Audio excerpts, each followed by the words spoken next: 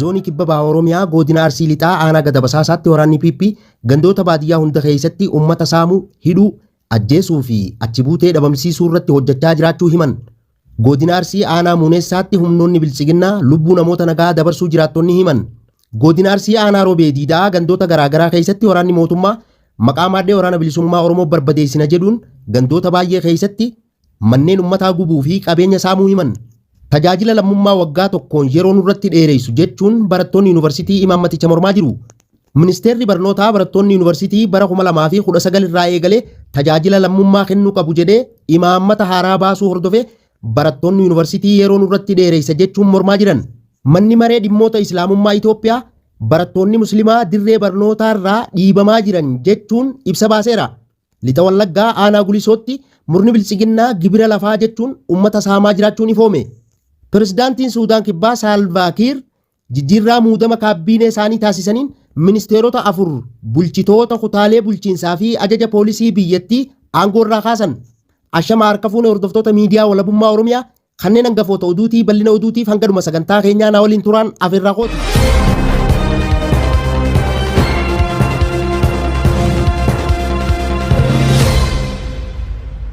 Godina Arsii aanaa Muuneessaatti humnoonni bilchiginnaa lubbuu namoota nagaa dabarsuu jiraattonni himan.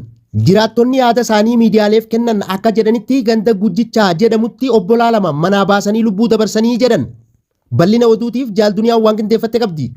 Obbolaan lameen mana harmee isaaniitii fudhatamanii lubbuun dabarfaman kunneen Kaliil Gabii Xaafaa fi Quufaa Gabii Xaafaa akka jedhaman eeraniiru. Kana malees manguddoon Irkisoo Gishee Galgaluu jedhamanis humnoota mootummaan ajjeefamuu jiraattonni himaniiru. Murni bilchiginnaa aanichatti namoota nagaa hiraarsaa akka jiranis jiraattonni himatu. Godina Arsii aanaa Roobee Diidaa ganda garaagaraa keessatti waraanni mootummaa maqaa maaddee waraana bilisummaa Oromoo barbadeessina jedhuun gandoota baay'ee keessatti manneen uummataa gubuu fi qabeenya saamuu himan.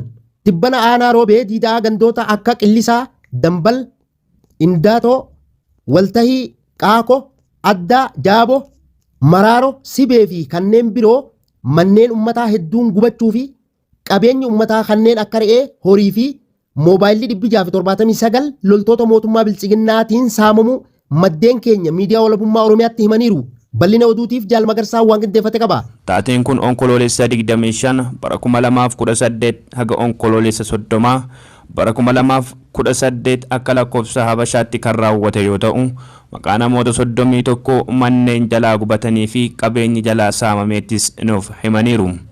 Tokko Abbaa Amiyoo jaarsa waggaa 70 2 Ahmad Sadi Abbaa Nuuraa manguddoo waggaa 80 Fur Nuuraa 5 Yusuf 6 Turee 7 Gannaa Waliyyi 8 Abbaa Arabee 9 Bahmud Rashid 10 Abbaa Jawaar 11 Abdul Karim 12 Bahmud Bakaroo 13 Mufti Amaan 14 Abbaa Junaa jaarsa waggaa 75 15 Muhammad Amaan 16 Hussein Fatoo 17 Abbaa Umar manguddoo waggaa 79 18 Amina Goobee 19 Ahmad Amaan. Jarreen kun warra manneen isaanii manca'ee fi qabeenya isaanis walumaan dhabanidha. Kana malees kan manaa fi qabeenya dhaban hedduutu jiru. 20 Abdul Waahid Sayyidii 21 Taahir Nuuraa 22 Samaraa Hussein 23 Qaasoo Saaddoo 24 Jawaaroo Goobee 25 Hussein Kadiroo 26 Hullee Adam 27 Ismaa'il Aloo 28 Qaasim Tilmaa 29 Tiroo Tilmoo 30 Amaan Qaasoo fi 31 Umar Kadriim. Kana malees kutaalee Oromiyaa bakka hedduu keessatti dararaan ilmaan Oromoo jabaateetti fufee jira jedhu. Manni maree dhimmoota Islaamummaa Itoophiyaa barattoonni Muslimaa dirree barnootaa irraa dhiibamaa jiran jechuun ibsa baaseera. Pirezidaantiin mana maree dhimmoota Islaamummaa Itoophiyaa Sheekh Hajji Ibrahim haala yeroo irratti ibsa guyyaa har'aa kennaniin ministeerri barnootaa dhiibbaa barattoota keenya irraan gahaa jira jedhan. Bal'inni oduu akkatti aanutti dhiyaata.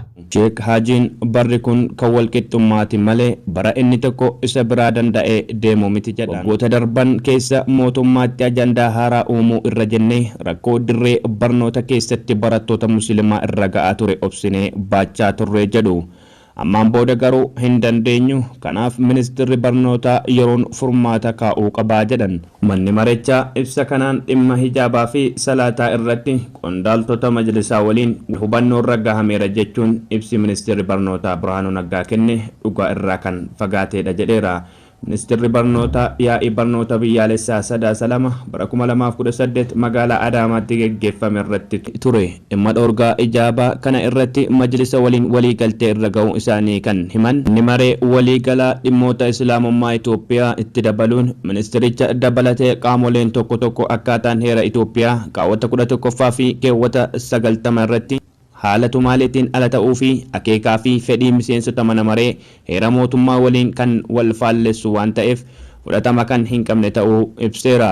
Ministeerri barnootaa akkaataa uffannaa barattoota dubartootaa musliimaa irratti tarkaanfiin fudhataa jiruu fi ejjennoo inni qabu dhaabbata hawaasa musliimaa waliin kan irratti hin mar'atamne waliigaltee irras hin ga'amne waan ta'eef fudhatama hin qabu jechuun ibseera. Pirezidaantiin Suudaan Kibbaa Saalvaa Kiir jijjiirraa muudama kaabinee isaanii taasisaniin ministeerota 4 bulchitoota kutaalee bulchiinsaa fi ajaja poolisii biyyattii aangoo irraa kaasan. Bal'inni oduu akkatti aanu kanaan dhiyaata. Akkaataa waliigaltee kaa'amee jiruun Saalvaa Kiir pirezidaantiin biyyattii taayitaa akka biyyaattis ta'e bulchiinsa sadarkaa gadiitti muuduufis ta'e aangoo irraa kaasuuf aboo guutuu qaban.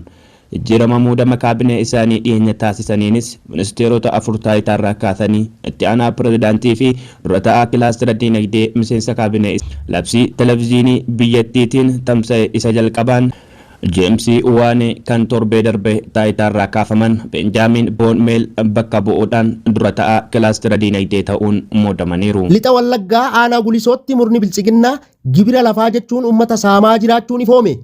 Bal'ina oduutiif jaaltuniyaan waan qindeeffatte qabdi. Sadaasa 19 bara 2025 godina Lixa Wallaggaa aanaa Gullisootti murni dandeettii fi ga'umsa sirrii hin qabne bilchiginnaa maqumaaf bulchiinsa uummataan of waamuun gareen maqaa gibiraa lafaa jedhu dahoo godhachuun uummata hamma humna isaa itti daldalatee jiraatu qarshii 2,000 hanga 4,000 kafaluu qabdu jechuun humnaan dirqisiisanii harkaa fudhachaa jiraachuu jiraattonni miidiyaa walabummaa Oromiyaaf addeessanii jiru.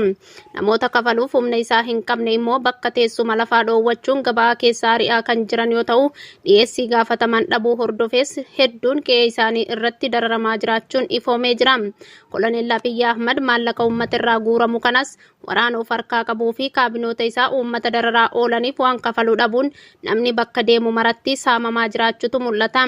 Dachee isaa irratti silaa kan boonee jiraatu uummanni Oromoo sirna abbaa irreen cunqurfamee ollitee gadi bahee imimmaan isaa lolaasaa kan jiraatu afaan qawween doorsifamuun miidhaa isa irra ga'ellee qaama itti himatu dhabee gaddaan of haguugee jiraata. Tajaajila lammummaa waggaa tokkoon yeroo nurratti dheeressu jechuun barattoonni yuunivarsiitii imaammaticha mormaa jiru. Ministeerri barnootaa barattoonni yuunivarsiitii bara 2019 irraa eegalee tajaajila lammummaa kennuu qabu jedhee imaammata haaraa baasuu hordofee barattoonni yuunivarsiitii yeroo nurratti dheeresse jechuun mormaa jiran. Bal'ina oduutiif Jaalmagarsaan waan qindeeffate qaba. Hiriira mormii jalqaba torbee kana eegaleen barattoonni yuunivarsiitiiwwan biyyattii bakka garaa garaa jiran keessa baratan imaammanni kun kan yeroo barataa akkasumaan gubudha jechuun mormaa jiru. Dabalataanis ministeerri barnoota imaammatawwan barataa miidha jedhan baasuu itti fufeera jechuunis qeeqaniiru. Miidiyaa walabummaa Oromiyaatiif yaada kan kennan barattoonni yuunivarsiitii Amboo, yuunivarsiitii Arsii mormiin imaammata kana mormuu ijoon kana ta'uu mirkaneessaniiru. Barataa yuunivarsiitii Amboo dhimma kana irratti miidiyaa walabummaa Oromiyaatiif yaada kenneen maqaan isaa akka himamu hin feene tokko nuti tola ooltummaas yoo ta'e ganna yeroo mana turreetti wantoota hedduu irratti hawaasa nu barsiisaa jiru kana irraa dhalanne gargaaraa turreerra jedhe. Itti dabaluunis barataan kun komiin jiru yoo turtii barnootaa barattootatti dheeressuurra akka ta'e ibse.